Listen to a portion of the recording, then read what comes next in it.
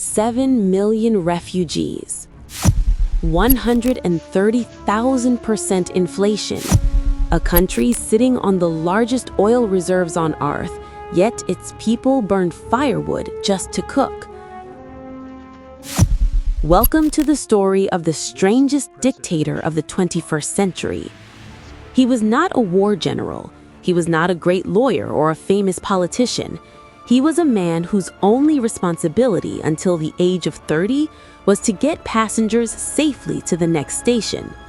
So how did a smiling bus driver with thick mustaches become the man who took an entire nation hostage? Was he a monster? Or just an incompetent trainee driver who suddenly found himself behind the wheel of an 18-wheel truck? This is the true story of Nicolás Maduro, from the bus seat to the electric seat of power. Let's go back to the 1980s. Nicolás grew up in the poor neighborhoods of Caracas. He was not a good student. He loved rock music, Led Zeppelin, and dropped out of school to become a metro bus driver.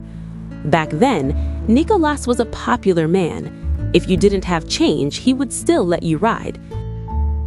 He was tall, 1.90 meters, played baseball, and always wore a wide smile under those famous mustaches. But Nicolás had a secret. He loved to talk. He became the leader of the drivers' union, and he discovered something important. The power of words is stronger than the power of an engine.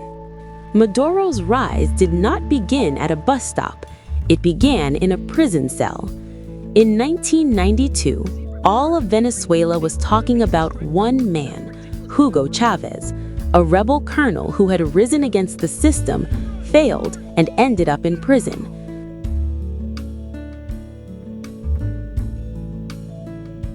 To the people, Chávez was a modern Robin Hood with his red beret and a voice like thunder. The bus driver, Nicolás, fell in love with Chávez's ideas, but how could he ever reach him? The key to that meeting was a woman named Celia Flores, a tough lawyer in charge of defending Chávez, and later Maduro's wife. She took Nicolás into the prison. Imagine the scene. Chávez, a charismatic and brilliant military commander, standing face to face with Nicolás, a simple and quiet bus driver. Why would Chávez care about him? Because Chávez was smart. He knew generals would betray him one day, but a simple driver who worshipped him would never stab him in the back. In that narrow, dark cell, a strange bond was formed. Chávez was the brain. Nicolás became his shadow.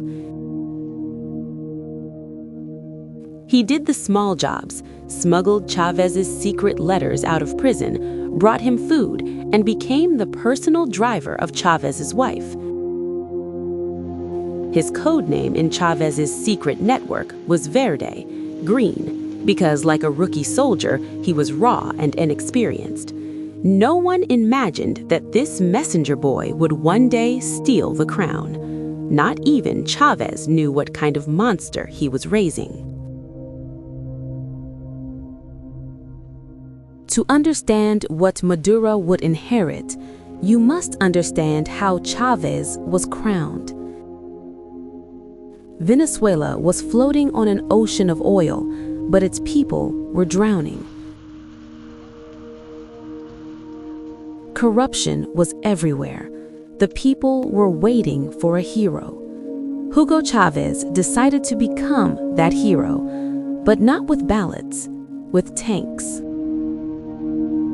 In 1992, Chávez launched a coup to overthrow the corrupt government, but he failed.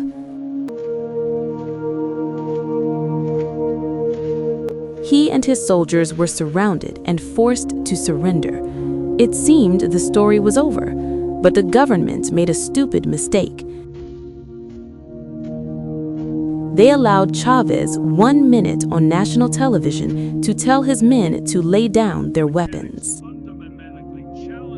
That 1 minute changed Venezuelan history.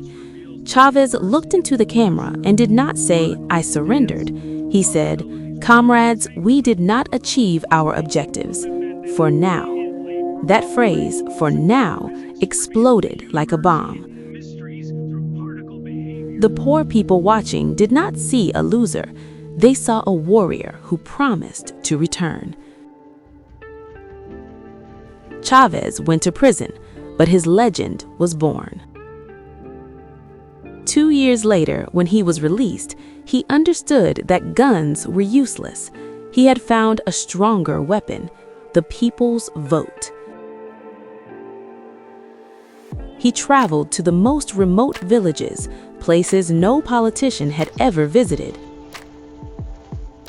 He spoke the language of the people, not the language of diplomats. In 1998, he won the election by a landslide. The people thought they had sent Robin Hood to the presidential palace. They did not know that Robin Hood had brought a bus driver with him. In 2013, Hugo Chávez died of cancer. Before his death, in his final televised speech, he pointed at Nicolás and said, "If I die, he is your president." It was Chávez's greatest mistake. Nicolás was not ready. In his first campaign, Maduro said something that made the world laugh. "Yesterday, a little bird came to me. It sang to me, and I saw Chávez's spirit in it." People laughed, but he was serious. He tried to rule with ghosts because he had no understanding of economics, and the result, a catastrophe rarely seen in history. Oil prices collapsed, and with them, Nicolás's mask fell. Stores became empty, medicine disappeared, inflation reached numbers calculators could not display. While the average Venezuelan lost 11 kilograms from hunger, a phenomenon called the Nicolás Maduro diet, Maduro himself, during a live broadcast about the crisis, unconsciously began eating an empanada from his desk drawer. That image became the symbol of his rule. I eat, you watch.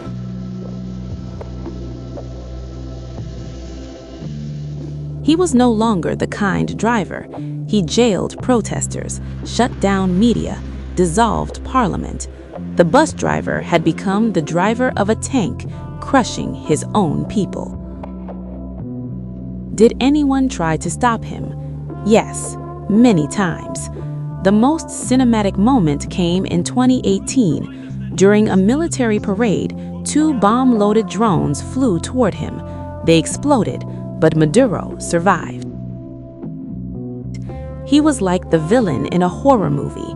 No matter how many times you shot him, he stood up again. American sanctions, Juan Guaido's coup, street uprisings, nothing moved him. He only built the walls of the Miraflores palace. But every fuel tank eventually runs empty. After the controversial 2024 election and stealing the votes for the 3rd time, the patience of the world and of the system itself ran out. January 3rd, 2026, 2 a.m. There was no little bird this time to warn him. When special forces entered his bedroom, Nicolás Maduro was not giving a fiery speech, and he was not fighting. He had packed a suitcase of gold bars. His passport was on the table. He wanted to escape, but this time the driver was the passenger, to prison. January 3rd, 2026, endgame. While the presidential palace was surrounded by the people, Maduro played his last card. The plan was simple: escape to Russia on a military plane. The defense minister and the generals had sworn loyalty. Maduro trusted the last men he had left. But loyalty in the world of dictators has an expiration date. For months, the U.S. had secretly negotiated with Venezuelan generals. The deal was simple: deliver Maduro, and your sanctions will be lifted. When Maduro reached the stairs of the plane, he realized the engines were silent. He shouted at the defense minister, "Why aren't we moving?" The minister answered with one sentence, "This plane is not going to Moscow, sir. Our destination is Miami." This was not a war. It was a deal, a mazila. Nicolás Maduro, the man who thought himself invincible, was sold for $15 million and the lifting of his general's sanctions. He was loaded onto an American cargo plane, handcuffed, without a single shot, without heroics, just a cold, classic betrayal.